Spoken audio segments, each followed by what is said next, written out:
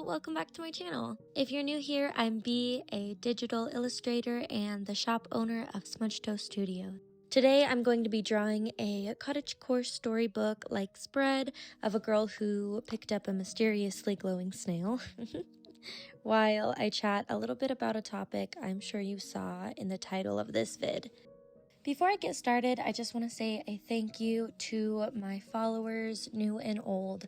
I really appreciate the support. Thank you for believing in this tiny little channel. If you haven't already, please like and subscribe. I am more than halfway to my first milestone of 1,000 followers. Thank you so much for your support. Now, back to the regularly scheduled program.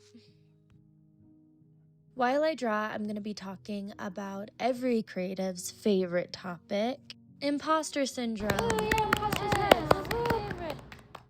I have felt imposter syndrome so intensely in the not so distant past, so much so that I would have imposter syndrome about having imposter syndrome, aka feeling like I didn't even deserve to have imposter syndrome because I wasn't even a good enough artist to have it, or I wasn't an artist long enough to have it, or whatever. If you're there too, you are definitely not alone. I have very strong feelings towards this topic because I am a big believer that failure is very important to success. Failure is super duper necessary as a part of learning, and that you should feel proud of your failures because that means that you are learning and you are taking those steps. Practice makes progress and all of that. But then thoughts of imposter syndrome seep in, and suddenly you feel like you don't even deserve to try because you're never going to be good enough, or you're never going to be on the same level as your peers, and on and on and on. Basically, imposter syndrome's role is to come in and try to destroy all of the confidence that we need in order to keep going. Very counterproductive, if you ask me. I can't help but to think about what it was like to be a beginner and how much more progress I think I would have made if I had a little bit more confidence, had the confidence that my art deserved, instead of listening to my imposter syndrome. There's no point in dwelling on those thoughts for long, but it does make me a little bit sad to think of all the time I wasted feeling like I wasn't good enough, instead of just taking my art in stride and looking for my successes. So that's really what I'm here for in this video. I want this chat to serve as a reminder to you, wherever you're at in your art journey, that you're absolutely worthy of being an artist, that your art now, in the past, and in the future are very important works, and they deserve to be looked at with respect. I used to avoid looking at my past art because I was so ashamed of them, which makes me really sad to think about now. I look back at the same art now, and I can feel really proud of the effort it took to make and what I learned from each drawing. You deserve to look at your works the same way and feel proud of the progress that you've made.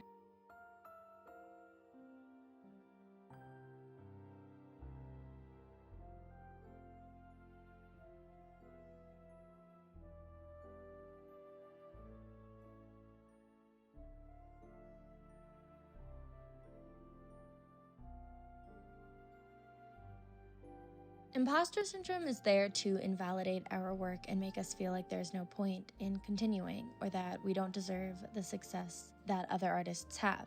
And the saddest part about imposter syndrome is that it works on many people. Too many people have given up on learning their craft, and I personally have come so close to quitting so many times.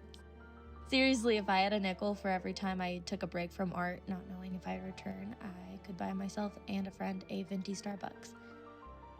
It's rough out there. It is a dog-eat-dog world, if you will. Nothing is easy peasy lemon squeezy. In fact, it is difficult lemon difficult. I don't think imposter syndrome is ever fully gonna go away, even if you get the hang of having confidence in your work. For me, it's manual work to keep the negative thoughts down and to tell myself that my art is worth it and that I'm allowed to take up creative space. And having OCD definitely doesn't help with this, but whether or not you have chronic intrusive thoughts, it's hard not to let imposter syndrome win. So take it from me that it is worth working hard to build that confidence. You deserve to have confidence in your work, and you are worth it as an artist.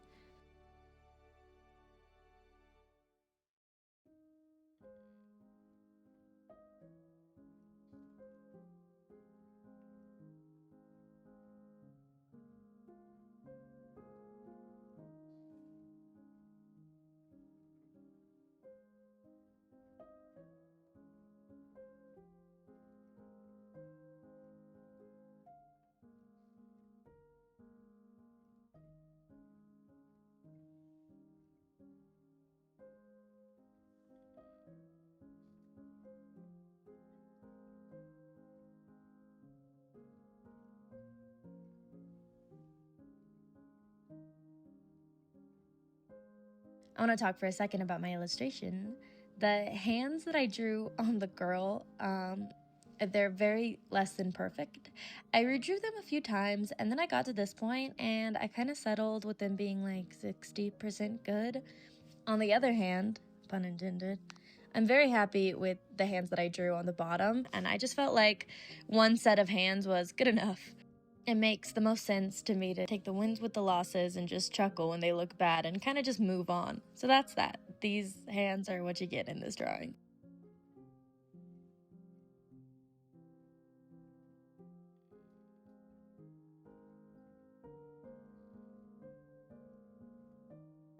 Back to the topic again, and in conclusion, imposter syndrome sucks, and it's one big way that our own mind tries to hold us back from reaching our dreams. It internalizes all of the possible negative opinions from people that may or may not exist. And when you get down to it, there is a lot more kind people and a lot more people that want you to succeed than there are haters.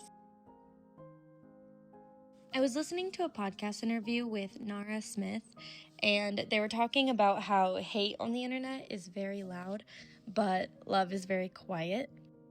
And I find that to be so true. There are a lot of people out there that will love your work and appreciate you as an artist, but the people who want to bring you down might just sound a little bit louder. So just remember, if there are any negative words that come your way, for every one of those, there are thousands of kind words from people who really truly want you to succeed.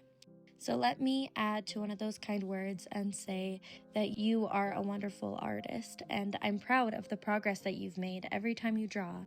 Thank you for putting your art out there in the world because it deserves to be seen.